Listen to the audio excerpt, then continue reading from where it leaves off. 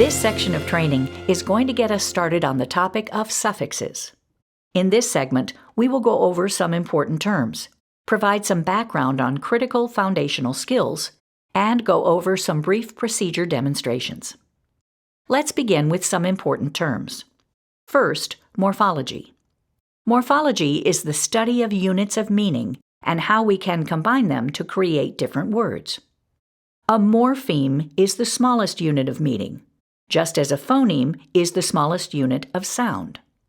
A morpheme could be an affix, which would be a prefix or a suffix, that is, something you can affix to a word. It could also be a root or a base. Here are some examples. A suffix like s or ed could be added to a word to indicate more than one, or the tense.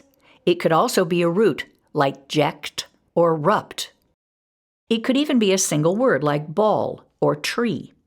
For example, if I want to say the word cats, there are two morphemes in that word, cat and then suffix s, which tells me that that word means more than one.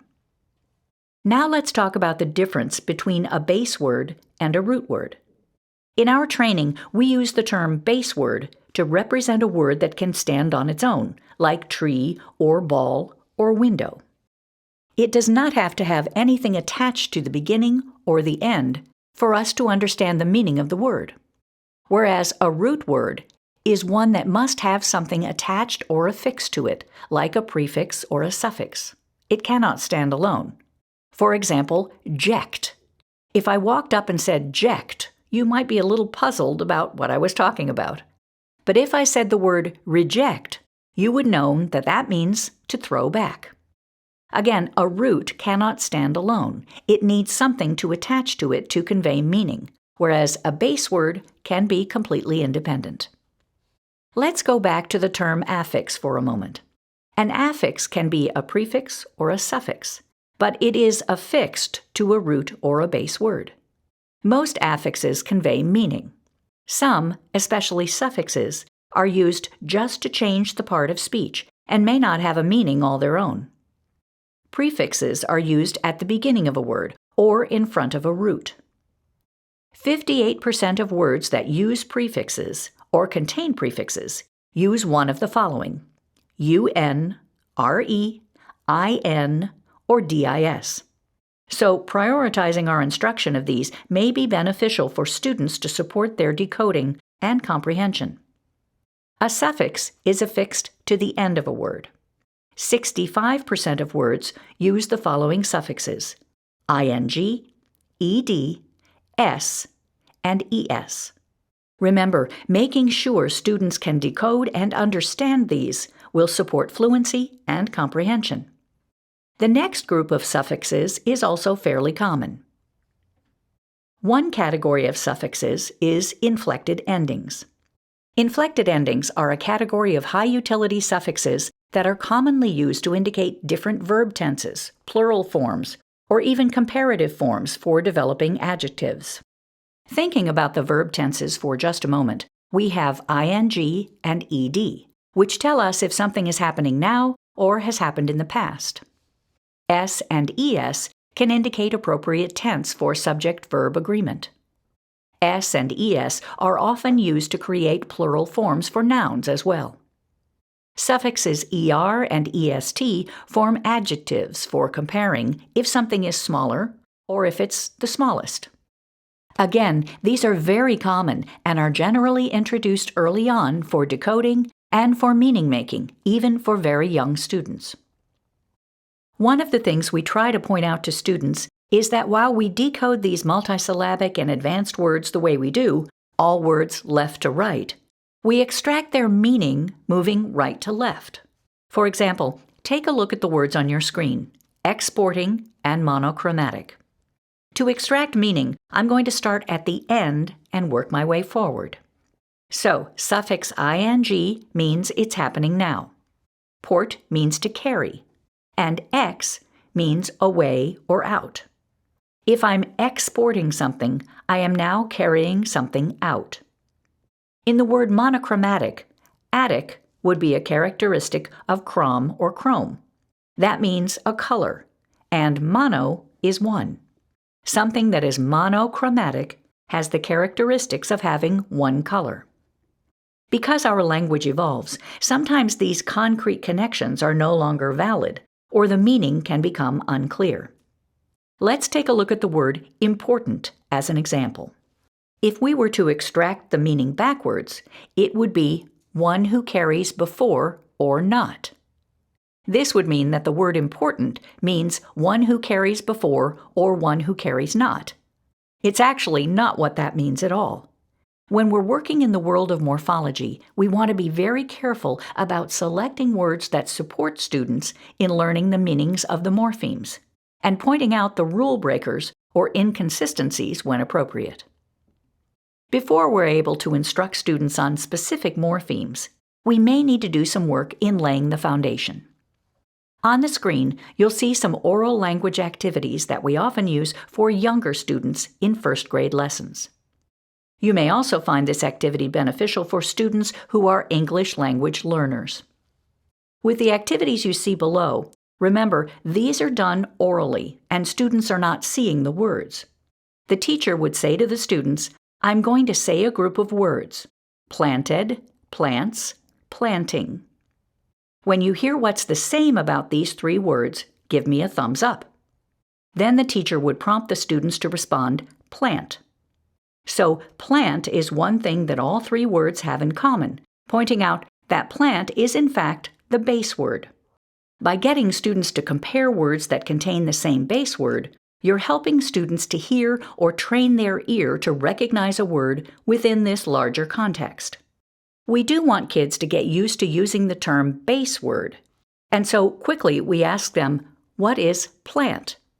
They would respond, "base word." We also want to support students in understanding that base words can stand alone. This is important because we are setting the stage for being able to attach things to that base word. As students start to understand this concept, you'll be able to adjust this oral language activity to make it a little more challenging. You may need to provide other groups of words to help them recognize the common base word, but the goal eventually would be to be able to say a word in isolation and have the students respond by providing you the base word. Looking at the bottom of the script on the screen, this concept is illustrated. As the teacher, I would say, "I'm going to say a word. I want you to tell me what the base word is." If I say playing, students would respond play. If I say baker, they would respond bake. Providing these kinds of oral language activities will help with the concept of base words, and that base words sometimes fall within words that have prefixes and suffixes. These kinds of oral language activities are built into our lesson plans in the younger grades to support students who may need this foundation. Once students understand the concept of a base word, we can begin introducing the concept of prefixes and suffixes. In our lesson plans, we begin with suffix introduction. We're going to talk about how a suffix can change the meaning of a word. Sometimes suffixes tell us when something happened. Let's listen to these two words, walked and walking. Which one would I use if I wanted to say that it was happening right now? You want students to respond with walking. That ing at the end indicates that it's happening right now. Which one would I use if I wanted to tell you that I did it yesterday? You want students to come up with the word walked. It is really important that we make sure this is happening orally. This is not a decoding exercise. We're not asking students to read words. We're asking them to give us a good indication of their oral language skills so that we know if more explicit instruction is necessary. We may then also go ahead and introduce some other suffixes and their meanings. Sometimes suffixes tell us how many. Cat and cats. Which one would I use if I was talking about 4 or 5? Help students to come up with cats, or cat if we're talking about just one. It's kind of an informal way to assess their oral language skills.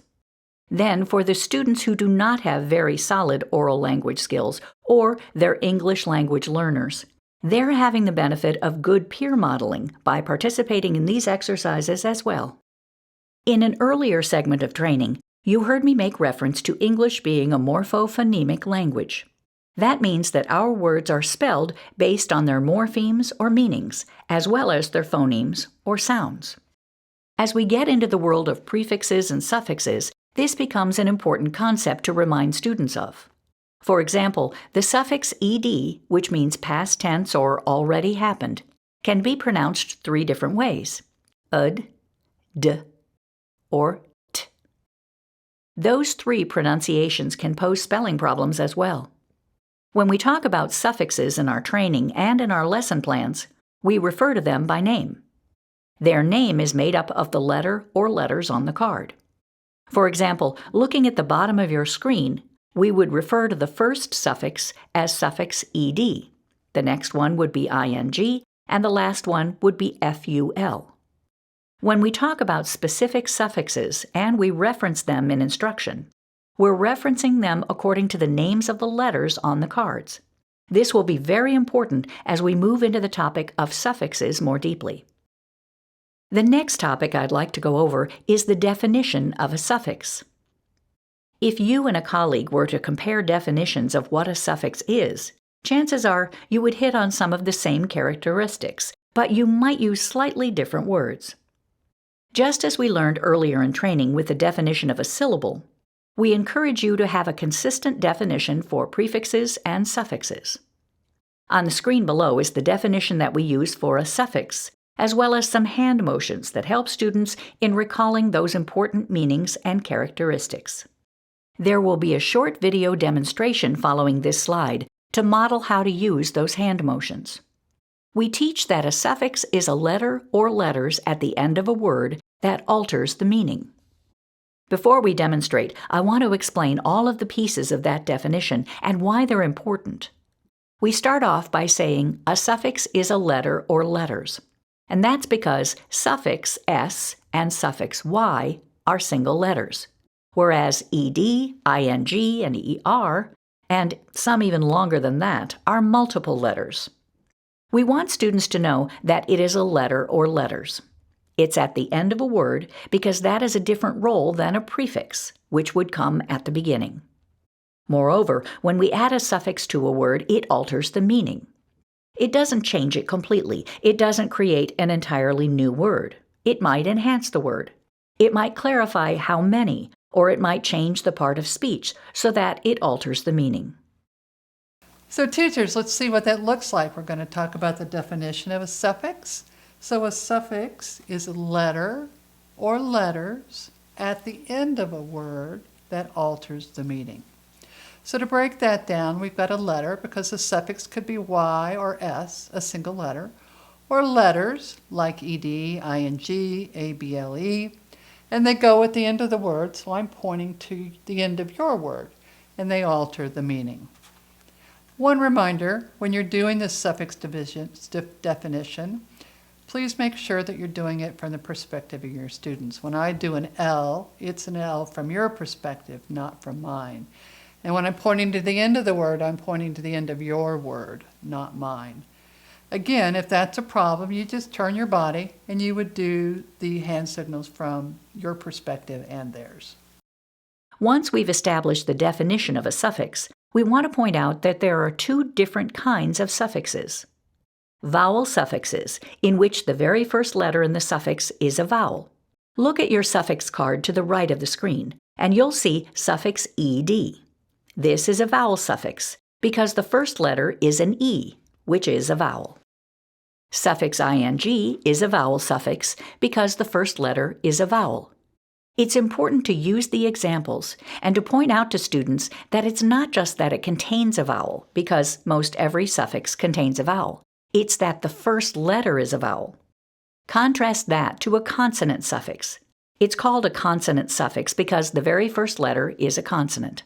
We want to make sure that they understand those terms very early on, because we need them to be automatic in recognizing whether a suffix is a vowel suffix or a consonant suffix in order to learn some advanced spelling rules and some tips for decoding. Teachers, today we're going to talk about 2 kinds of suffixes, a vowel suffix and a consonant suffix. A vowel suffix the very first letter in the suffix is a vowel. In a consonant suffix, the very first letter is a consonant. So if we look at the suffix ed, it begins with a vowel, so it's a vowel suffix. ing begins with a vowel, so it's a vowel suffix.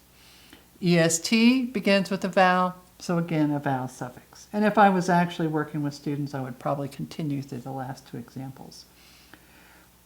But if we turn our attention to s, so s begins with a consonant, so it's a consonant suffix. ful begins with a consonant, so it's a consonant suffix. less, again, begins with a consonant, so it's a consonant suffix. So I'm going to show you some suffixes now, and I'd like you to tell me if they're vowel suffixes or consonant suffixes. Consonant. Vowel. Vowel. Vowel. Vowel. Vowel. Consonant. Consonant. Consonant. Very good. Well done. Thank you. This concludes the suffixes background section of training.